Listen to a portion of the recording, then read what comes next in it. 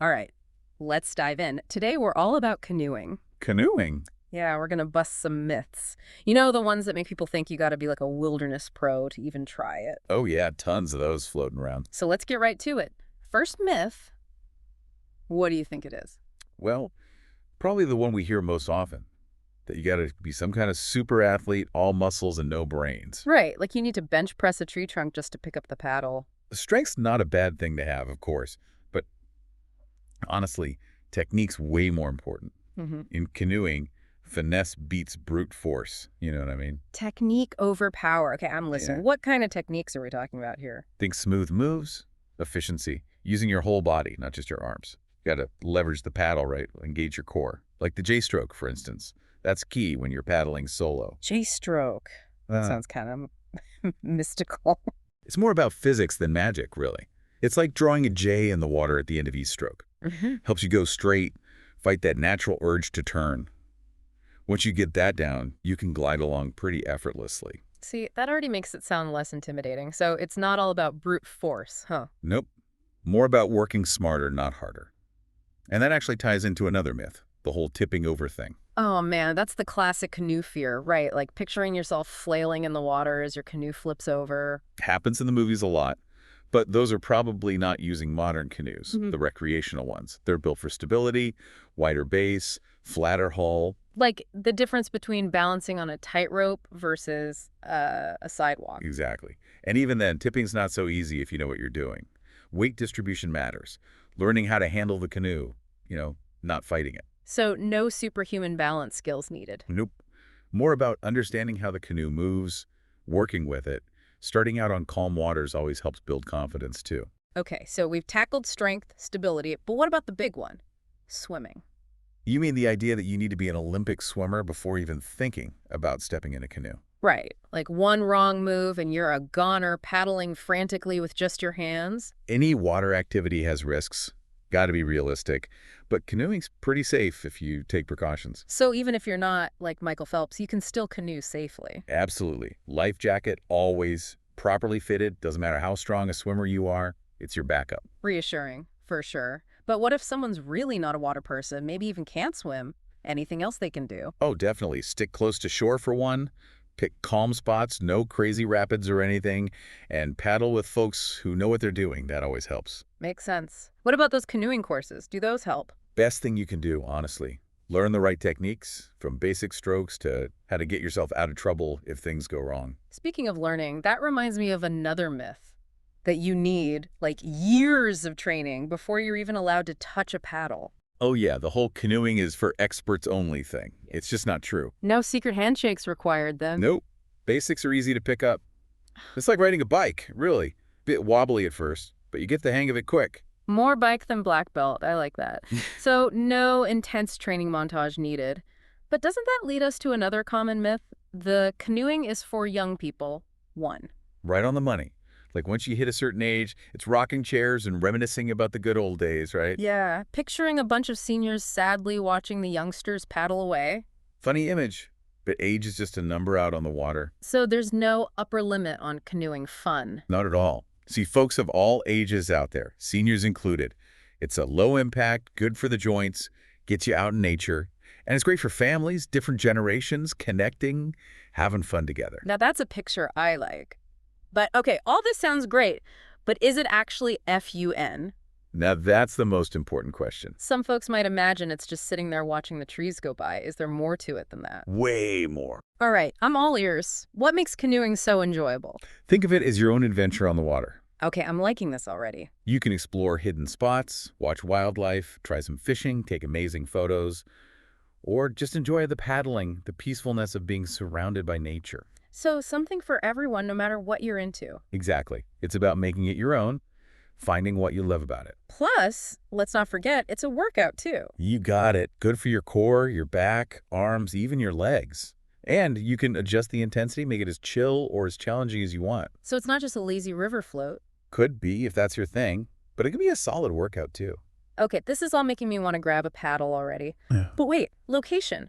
Don't you need to live near some massive lake or something? Nope, another myth busted. Really? Because I always thought canoeing was for those huge, scenic spots. Those are great, of course. But you'd be surprised how many places you can canoe. Smaller lakes, rivers, even canals and cities, you might have hidden gems right near you. So I don't need to move to the wilderness to enjoy it. Not at all. And guess what? It's not just a summer thing either. Wait, are you telling me people canoe in the SNOW? They do. Winter canoeing, it's pretty magical. Imagine gliding across a quiet, snowy lake. Sounds beautiful, but wouldn't you freeze? You need the right gear, of course. Layers, maybe a dry suit or wetsuit, and common sense, don't go out in a blizzard. So winter's possible, but with precautions. What about fall? Is that a good time? One of the best. The colors, the crisp air. It's amazing to be on the water then. I'm learning so much. I had no idea canoeing was so versatile all year round. It really is. But speaking of learning, let's talk about cost. Isn't all that gear super expensive? Yeah, that's what I've always thought. Like, you need top-of-the-line everything. You can go that route if you want. But getting started doesn't have to break the bank. It's actually one of the more affordable outdoor things you can do. So not just a hobby for the rich and famous. Nope. Rentals are usually pretty reasonable. Yeah? And there's always used gear. Great way to save money. Good to know. So the canoe itself isn't a deal breaker. But what about all the other stuff? Life jacket, paddles, roof racks. It adds up, right? You do need those things. But again, there are ways to be smart about it. You don't need to buy everything brand new right away. Used gear can be a lifesaver. Makes sense. Start basic, upgrade later. Any tips for finding good deals? Online marketplaces, some outdoor stores have used sections.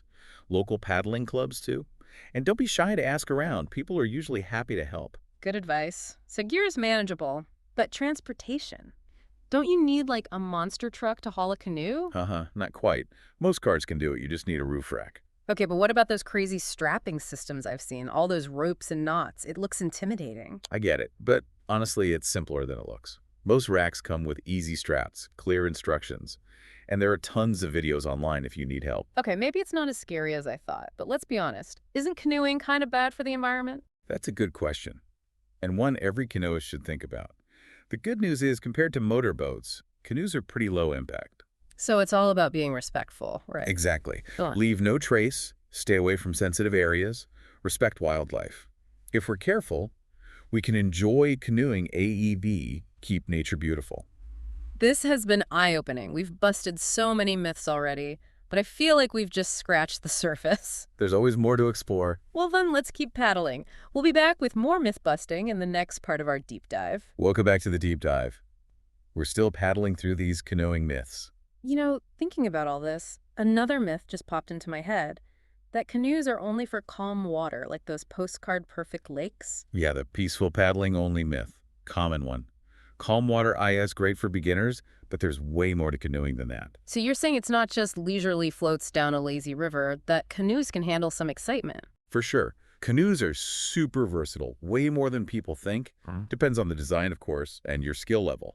But they can handle all sorts of conditions. Okay, now I'm really curious. Like, what kind of conditions are we talking about here? Well, you got canoes made for mild rapids, some for coastal areas, even ones for open water. Can you believe that? Hold on, canoes on the ocean? That's next level. Definitely for experienced paddlers, not your first time out.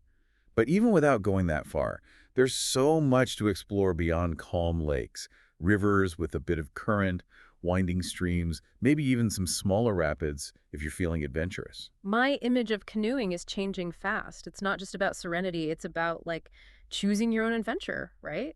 Which makes me think, what about solo canoeing? Isn't that kind of asking for trouble? Like juggling chainsaws on a unicycle or something? That's a wild image.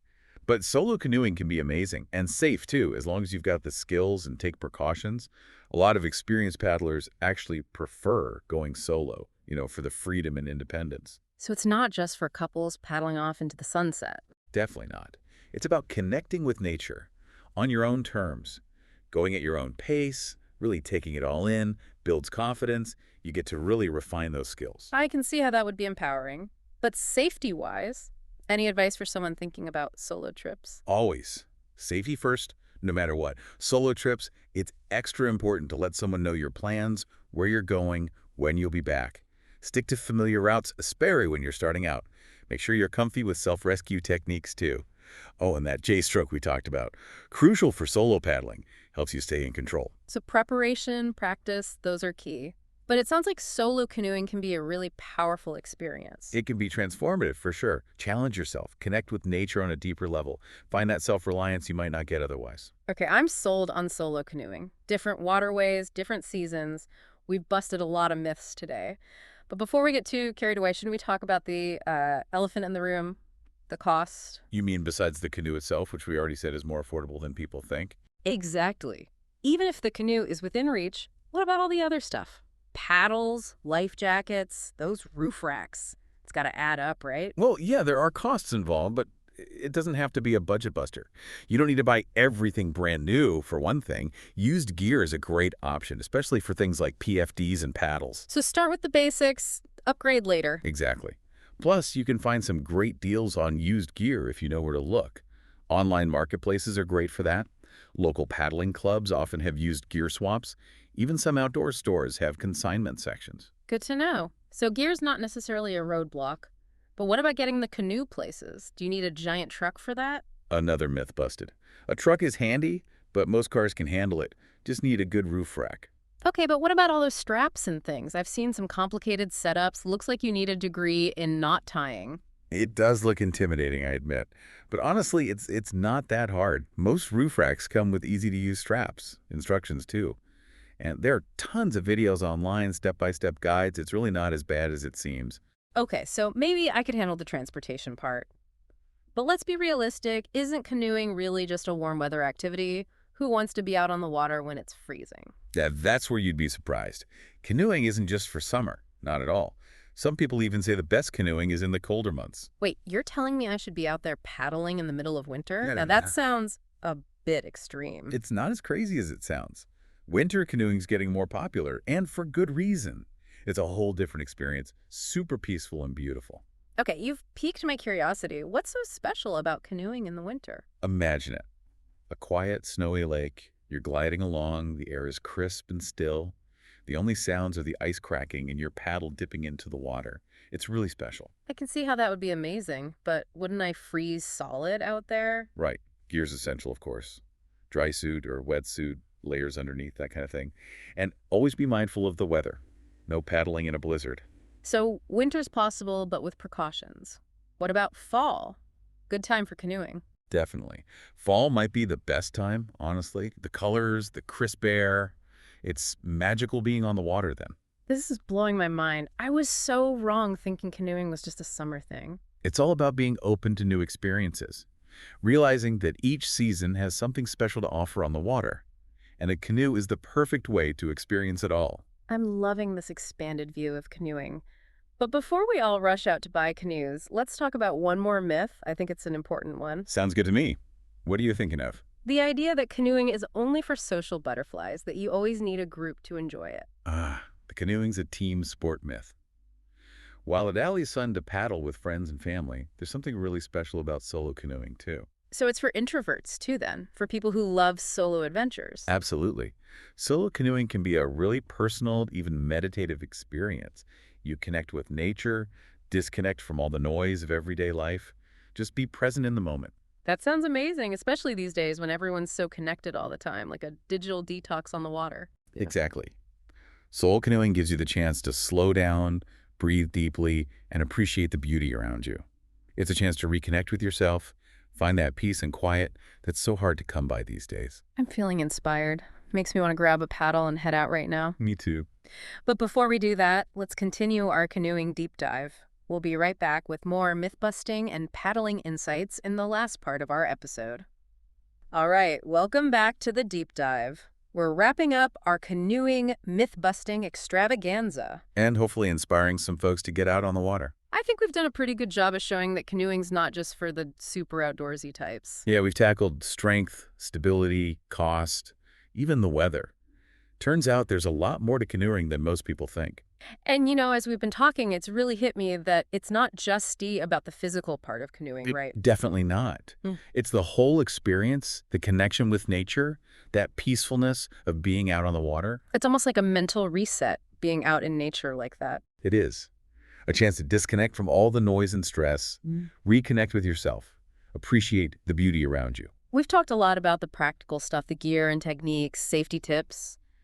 But for me, it's those intangible benefits that really stand out. Absolutely. There's something special about being out there. The gentle rocking of the canoe, the sounds of nature all around you. It's hard to describe, but once you experience it, you get it. Like hitting that reset button, just breathe, clear your head, be present. And in today's world, with all the constant distractions, that's more important than ever. Couldn't agree more. But even after all this, I still feel like there's so much more to learn about canoeing. There's always something new to discover, right? Yeah. Canoeing's a journey, in more ways than one. So for our listeners who are thinking, okay, I want to try this, what advice would you give them? Where do they even begin? Be curious. Ask questions, don't be shy. Connect with experienced paddlers. They're a wealth of knowledge. And most importantly, just have fun. It's all about getting out there and trying it. So find a local spot, rent a canoe, maybe even join a paddling club, and start exploring. Exactly.